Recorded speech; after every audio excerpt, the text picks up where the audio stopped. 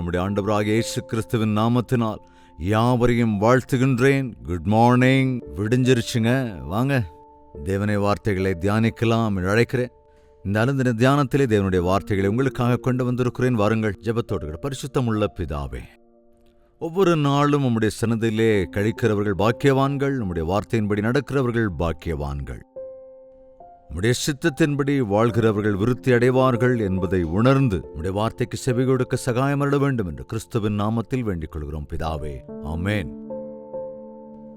தேவனுக்கு ஸ்தோத்திரம். இந்நாட்கள நிறைய பேருக்கு நிறைய விதமான சந்தேகங்கள் வந்துகிட்டே இருக்குங்க. நிறைய பேருக்கு வருகிற, அதாவது விசுவாசிகளுக்கு கூட தேவனை நம்பி இருக்கிறோம், அவரை அறிந்திருக்கிறோம் என்று சொல்கிறவர்கள் கூட சந்தேகப்படுகிற காரியம் என்னவென்றாலும், நான் ஆண்டவரை நம்பி இருக்கிறேன் அல்லவா, எனக்கு ஏன் இந்த கஷ்டம் வந்திருக்கிறது, எனக்கு ஏன் இந்த சிரமங்கள் வருகிறது, எனக்கு ஏன் இந்த ஆக்சிடென்ட் நடந்தது, அல்லது எனக்கு ஏன் என்று தோல்விகள் வந்தது, அல்லது ஃபெயில் ஆகிவிட்டேன் என்று கேள்விகளை கேட்டுக்கிட்டே இருப்போம்.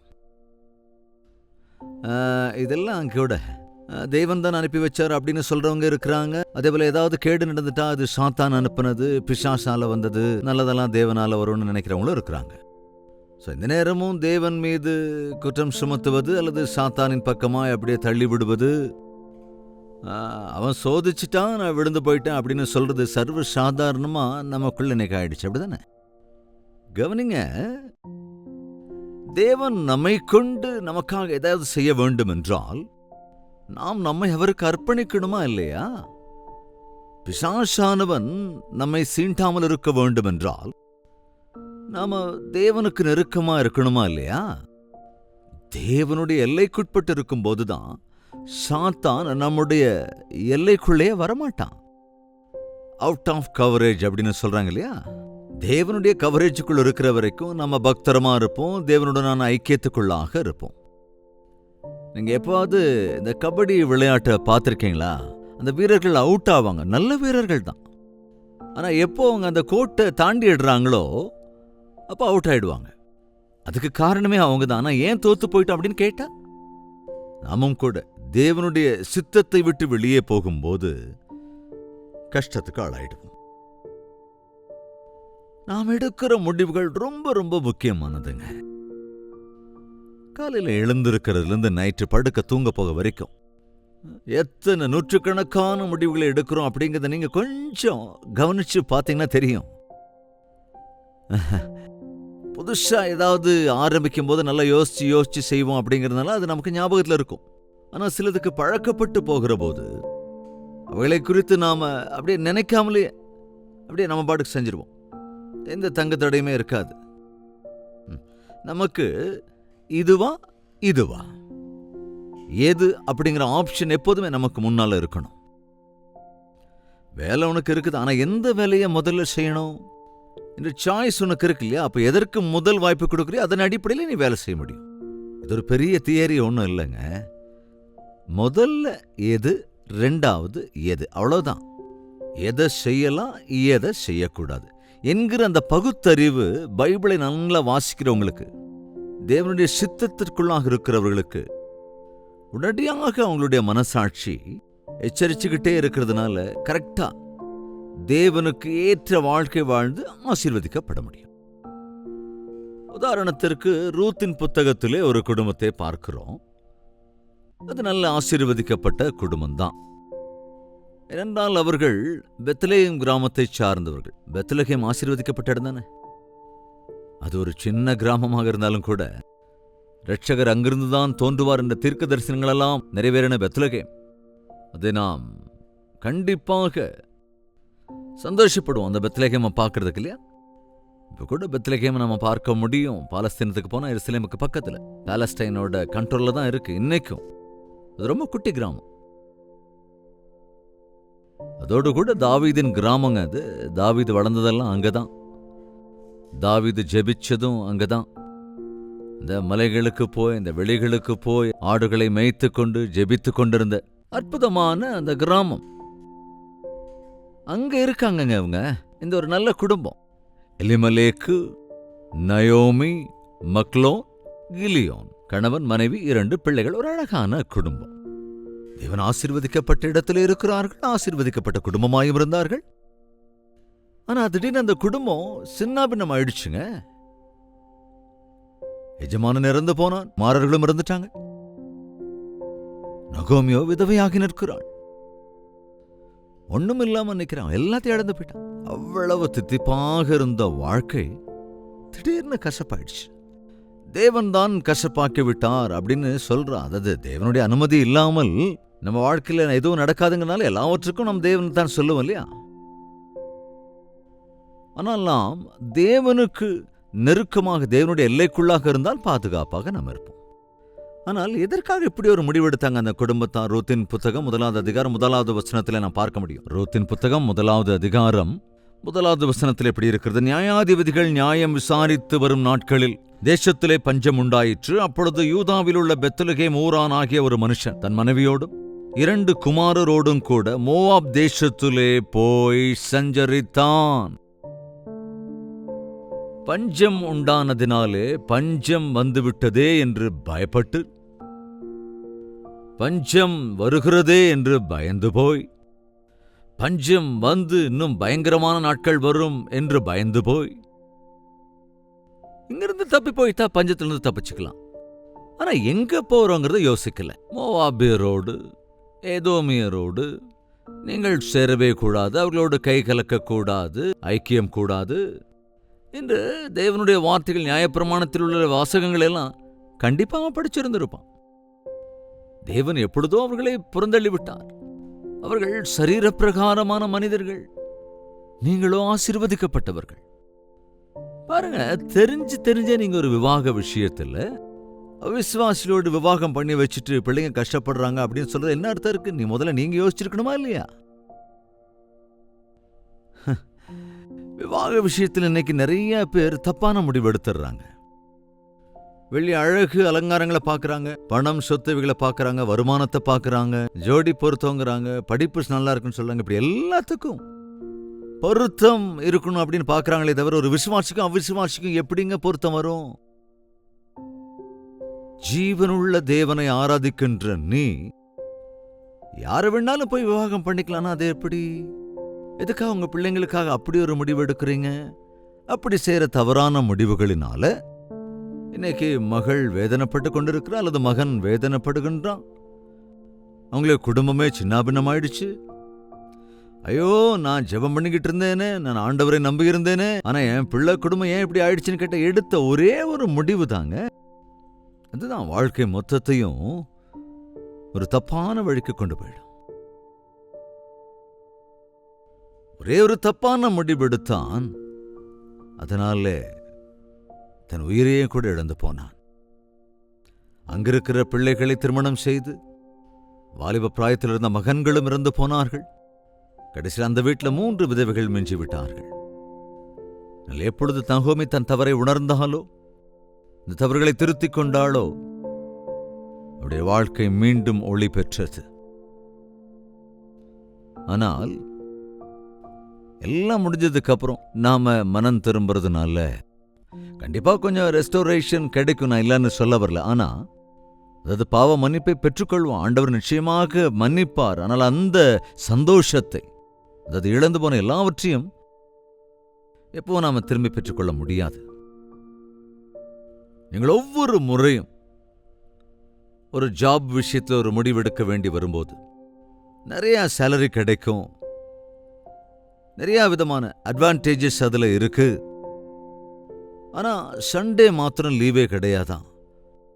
இன்னொரு இடத்துல மாடரேட்டா இருக்கு சேலரி, வாரத்துக்கு 5 நாள் ஒர்க் பண்ணா போதுங்கிறாங்கன்னா எதை நீங்க செலக்ட் பண்ணுவீங்க? யோசிச்சு பாருங்க. இன்னொரு 20,000 30,000 அதுல அதிகம் கிடைக்குதுன்னு அதுக்கு தான் வாய்ப்பு கொடுப்போமே தவிர, ஞாயிற்றுக்கிழமை ஆலயத்தை இழந்து போனால், ஆண்டவருடைய சமூகத்திலே நாம் இருந்து விலகி ஒரு வாழ்க்கை வாழ்ந்தால் அந்த வாழ்க்கையிலே உயர்வு இருக்காது, எந்த ஆசீர்வாதமும் இருக்காது. சம்பாதிக்கிற அந்த எக்ஸ்ட்ரா பணமும் கூட மருந்துகளுக்கோ மாத்திரைகளுக்கோ ட்ரீட்மெண்ட்டுக்கோ போயிருங்கிற விஷயத்தையும் எல்லாத்தையும் அனுபவிச்சதுக்கு அப்புறம் தான் உணர்ந்துக்கிறீங்க. நிறைய பேர் என்ன சொல்லுவாங்கன்னா, ஜெபம் பண்ணுங்கன்னு சொல்லித்தாங்க அந்த வேலையில சேர்ந்தோம், நாங்களும் ஜெபிச்சுட்டு தான் அந்த வேலையில சேர்ந்தோம். வேலாயாமின் இடத்துல தேவன் சொன்னார், நீ அங்கே போகக்கூடாது. பாலாக்கினிடத்திலே இஸ்ரவேல் ஜனங்களை சபிக்க கூடாது என்றபோது மறுபடியும் நான் போகவா அப்படின்னு கேட்டுக்கிட்டே இருந்தா. அதாவது ஆண்டவர் சரி கிளம்பு அப்படியே சொல்ற அளவுக்கு அவரை எரிச்சல் ஊட்டி போக சொன்னாரு. ஆனா சபிக்க சொல்லலையே அவரு. போனா ஆனா என்னங்க பிரயோஜனம்? அவனுடைய வாயிலிருந்து ஆசீர்வாத வார்த்தை ஒன்னும் வரல. அவனுடைய மூர்க்க குணம், கழுதையே தன்னை கண்டித்தாலும் கூட மனசை கடினப்படுத்திட்டு முன்னுக்கு போனானே தவிர பின்னுக்கு வரலையே. கவனிங்க, அநேக வேளைகளில் நாம் தவறான வழியிலே போகும்போது தேவன் நம்மை தப்புவிப்பதற்கு முயற்சி மேற்கொள்ளுவார். அப்பொழுதாவது நாம் உணர்ந்து கொண்டது தேவனுடைய சித்தமாக இல்லையோ என்னவோ என்று நம்மை கட்டாயம் பரிசீலித்துக் கொண்டு தேவன் சொன்னபடி செய்தால் ஆசீர்வாதங்களை பார்ப்போம்.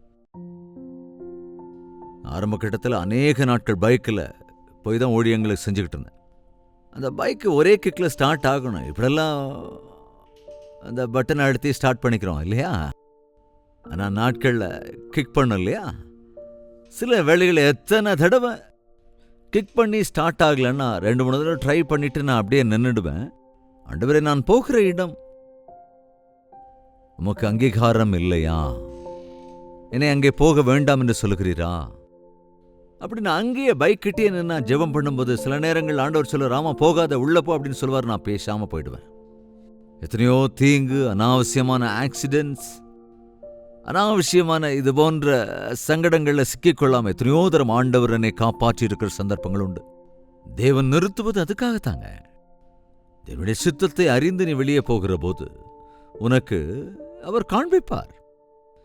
சில அடையாளங்களை காண்பிப்பார். உன்னுடைய மனசாட்சியும் கூட எச்சரிக்கும். உடனே கீழ்ப்படினும். அப்பதான் நினைச்சது நடக்கும்.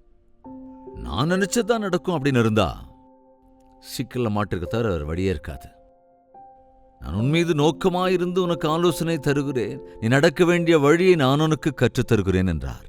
சோ நம்முடைய வாழ்க்கையில சின்ன விஷயமா இருந்தாலும் பெரிய விஷயமா இருந்தாலும், இந்த சொத்து வாங்குகிற விஷயமா இருந்தாலும், விவாக விஷயமா இருந்தாலும், உத்தியோகத்தை குறிச்ச விஷயங்களா இருந்தாலும், அவ்வளோ எதுக்குங்க? நம்ம தினந்தோறும் காய்கறி வாங்குறதுக்காக மார்க்கெட்டுக்கு போகும்போது கூட உங்களை எத்தனை பேர் ஜெபம் பண்ணிட்டு போவீங்க? ஷாப்பிங் போகணும்னு நினைக்கிறப்போ, ஆண்டவர் நாங்கள் எதை வாங்க வேண்டுமோ அதை வாங்க கிருபை அருளுங்க, ஏமாந்து போகாம இருக்க உதவி செய்யுங்க அப்படின்னு ஜெபம் பண்ணிட்டு போய் பாருங்க. அதுக்கப்புறம் நீங்க வீட்டில் வந்து புலம்ப வேண்டிய அவசியமா இருக்காது. ஐயோ ஏமாந்துட்டுனே, இதை விட்டுட்டுனே, அதை விட்டுட்டுனே, இது வேலை செய்யலையே, இது கெட்டு போச்சு அப்படின்னு சொல்லி கவலைப்பட வேண்டிய அவசியமா இருக்காது. ஸோ அனுதின வாழ்க்கையில் நம்ம 2 முடிவுகள் எப்போதுமே தடுமாறிக்கிட்டே இருப்போம். இதுவா அதுவா, இதுவா அதுவா. ஒரு சிலது வெளியவே நமக்கு ரொம்ப நல்லா தெரியும், சுலபமா இருக்கிறது நம்மளால புரிஞ்சுக்க முடியும். ஆண்டவர் சொல்லியிருக்காருல, விசாலமான மார்க்கம், அதுல போறவங்க அநேகர், ஜாலியா இருக்கும் அவங்க வாழ்க்கை. ஆனால் அதோட முடிவோ அழிவு. ஸோ குறுகலான மார்க்கத்தில் பிரவேசிக்கத்தான் போராடணும். எல்லாரும் எடுக்கிற முடிவை நீங்களும் எடுக்கக்கூடாது. தேவனுடைய முடிவை தான் எடுக்கணும். எல்லாரும் முடிவு எடுக்கிறாங்களேன்னு, எல்லாரும் இதை செய்யறாங்களேன்னு நானும் செஞ்சுட்டேன் அப்படின்னு நாளைய விசுவாசிகள் கூட அவங்க மாதிரியே செஞ்சு அவ்விசுவாசிகளா மிஞ்சி போயிடுறாங்க. நாம் எடுக்கிற முடிவுகள் தினந்தோறும் நின்று யோசனை செஞ்சு ஜெபத்தோட கூட தேவனுக்கேற்ற முடிவா இது என்று தேவனுடைய சன்னதியில் ஒரே ஒரு வார்த்தை, உம்முடைய சமூகம் என்னோட கூட செல்லாமற் போனால் எங்களை இவ்விடத்திலிருந்து கொண்டு போகாதிரும். மோசே சொன்னான, ஒருவேளை உம்முடைய சித்தம் இல்லாவிட்டால் எங்களுக்கு ஒரு அடையாளத்தை காண்பியும். அதாவது வாழ்நாள் முழுக்க இருக்கிற சிற்சில பணிகள், விவாகம், அது லைஃப் லாங் இருக்க வேண்டியதானங்க. அதே மாதிரி திருத்திக் கொள்ளாத தவறுகள் நாம தொடர்ந்து செஞ்சுக்கிட்டே இருக்கும்போது அது ரொம்ப கஷ்டமாயிடும். சில விஷயங்களை திருத்திக்கவே முடியாது. ஒன்ஸ் கமிட் பண்ணிட்டா அது அவ்வளவுதான். அதாவது ஒரு வேலைக்கு பாண்ட் பண்ணிட்டு அதுல இருந்து வெளியே வர முடியாது இல்லையா, கையெழுத்து போட்டு. சவுல் என்கிற ராஜா ஒரு தவறான முடிவெடுத்து விட்டான். தேவன் அவ்வளவாய் தன்னை ஆசீர்வதித்து ராஜாவாக சாமுவேலின் மூலமாக தெரிந்து கொண்ட வேளையில ஒரு நாள் அவன் வருவதற்கு தாமதமாகிவிட்டது. ஒருவேளை அப்படி தாமதமானால் ஜனங்கள் எல்லாம் போய்விடுவார்களே, சிதறி போய்விடுவார்களே என்று சொல்லி பாருங்க. சவுல் என்ன செய்யறானா, சாமுவேல் வரவில்லை என்பதற்காக பலிகளை தானே கொடுத்து விட்டானா. அதாவது ஆசாரியர்கள் மாத்திரமே அர்ப்பணிக்க வேண்டிய பலிகளை, ராஜா எவ்வளவு பெரிய அதிகாரியா இருந்தாலும் ராஜரீகம் வேற, ஆசாரியத்துவம் வேற. நாட்கள்ல இது ரெண்டையுமே கலந்துடுறாங்க.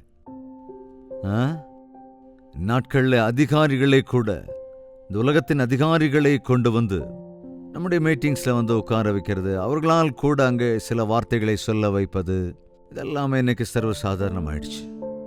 தேவனுடைய சந்நிதி என்பது அப்படிப்பட்டது அல்லவே அல்ல. அவன் பலி செலுத்தி விட்டான்.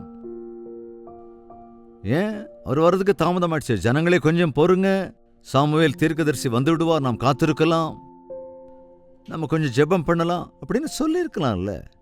அவசரப்பட்டு படபடன்னு தானே ஒரு முடிவெடுத்துட்டான். அதுவும் தப்பான ஒரு முடிவு எடுத்துட்டான். அதனால தன் ராஜ்யத்தை இழந்து போனான், தேவாவியை அவன் இழந்து போனான். ஜாக்கிரதை.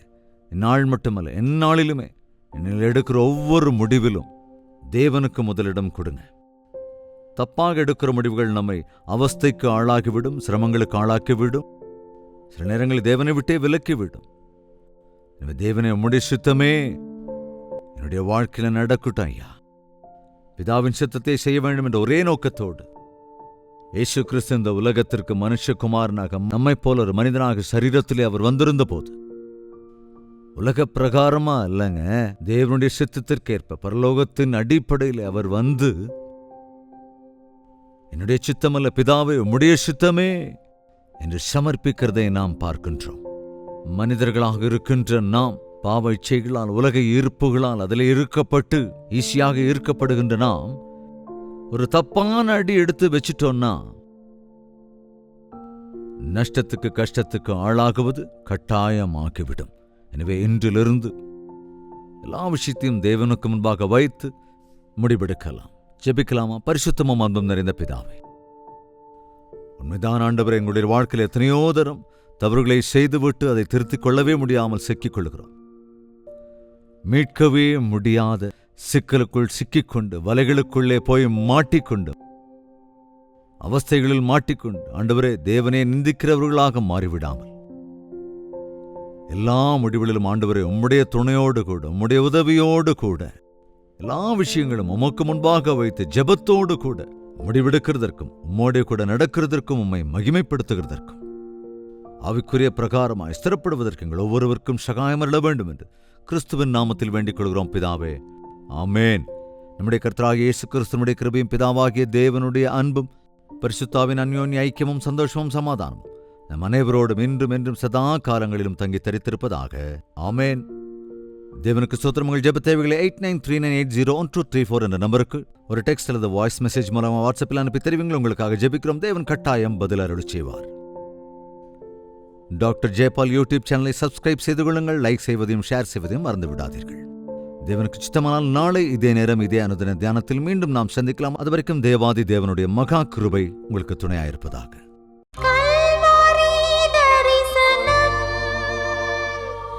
அது